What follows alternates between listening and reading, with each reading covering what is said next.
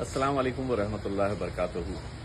مہانگر پالیکا کے الیکشنز آئے ہوئے ہیں اور یہ وہ الیکشنز ہوتے ہیں جہاں پر خواہش مند بہت سارے ہوتے ہیں۔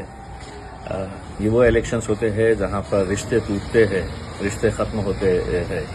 کئی سالوں کی محنت لوگ کرتے ہیں کہ اتنے سالوں کے بعد انہیں موقع ملے گا۔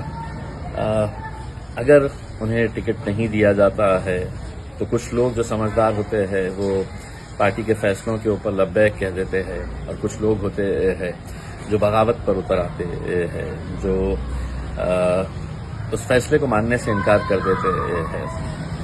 پارٹیز جب بڑھتی ہے تو یقیناً بہت سارے کاریہ کرتاؤں کا اس میں یوگدان ہوتا ہے، کئی سالوں تک یہ محنت کرتے ہیں۔